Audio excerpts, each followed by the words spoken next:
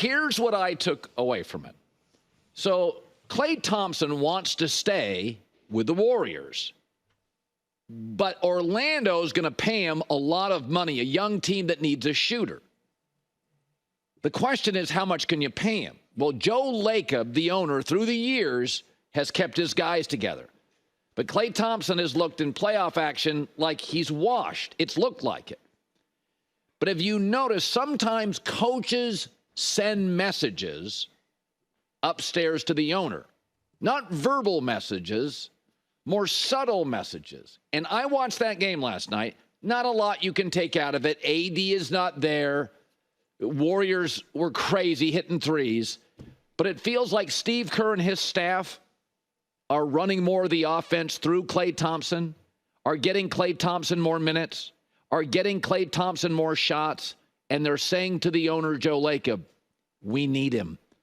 He's part of our soul. The Warriors don't have any size, so they have to shoot well to win.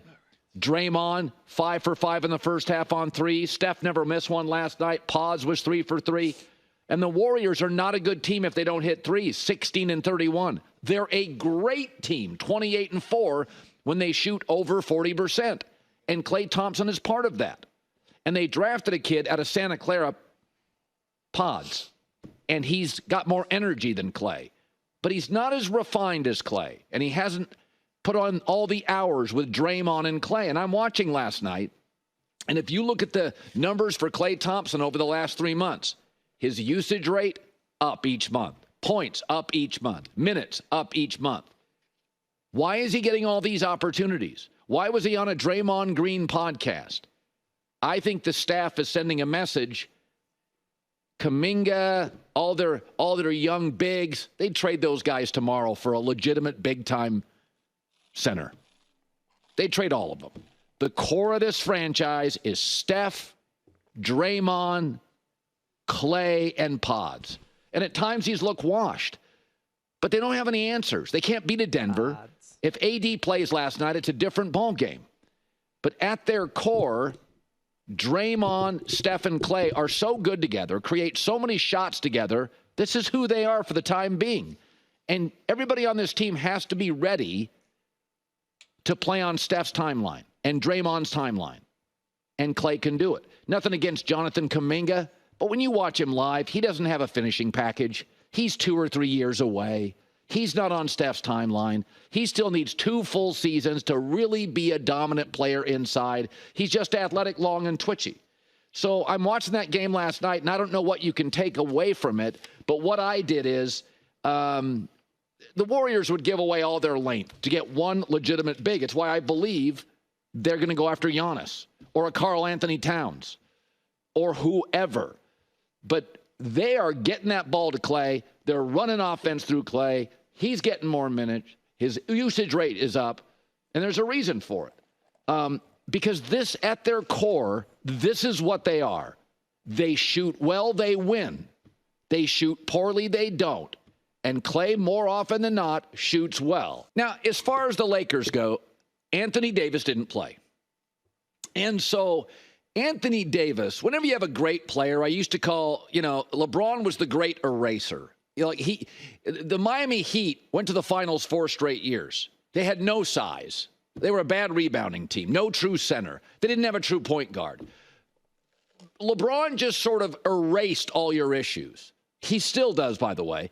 But on the Lakers now, the one player that really has become their best eraser isn't LeBron, it's Anthony Davis. And when Anthony is out, man, do you see the limitations with this roster. So LeBron's on his 8th or 9th coach in his career based on, do you count interim guys or not, 8th or 9th. And I don't know if he loves Darvin Ham. Darvin Ham's a defensive coach. He has weird rotations. I mean, if you don't have Anthony Davis and then you put Austin Reeves and LeBron at the same time on the bench, who's shooting? Who's creating shots? What are you doing, defensive coach? So part of Darvin Ham's rotations aren't great. But let's be fair. This organization is playing catch-up since the Westbrook move didn't work. And they moved off Russell Westbrook. It didn't work. And they got length. And they got some shooting. But they didn't get any shot creators. Austin Reeves is okay, but limited athletically. And D'Angelo Russell sits around waiting for you to get him the ball in a good spot. He's not elevating others. LeBron James, last night, year 21, when Anthony Davis is out, is still by a wide margin the best shot creator, either his own or a teammate on the floor. And it's not close. That's why when Darvin Ham, without AD, takes him out, and Austin Reeves at the same time, it's a head-scratching moment. But this is really the key to this organization now. For years and years, even in the bubble, it was LeBron's team. They wanted to hand the baton to AD the following year, but he came into camp out of shape. But when you watch the Lakers last night, when AD's not there, he's the one that covers up the holes. So why did the Warriors have such a great shooting night? Because Laker defenders, knowing they don't have AD protecting the rim, sag off their shooters, and it's wide open practice jumpers for the Warriors.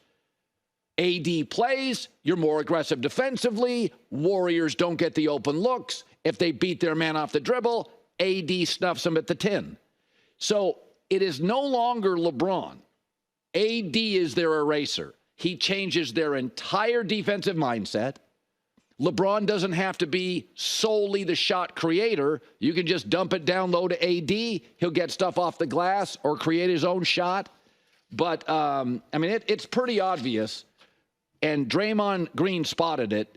You take AD out, all the holes, all the realities. Every roster has realities in this league, including Denver. Boston's about the only roster in the league that is deep, talented, and there's no holes in it. Boston doesn't really have a hole. Denver's got a hole. It's called their bench.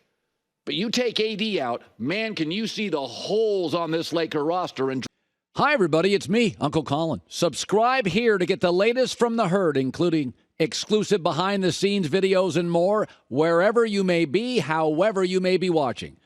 Thanks again for making us part of your day.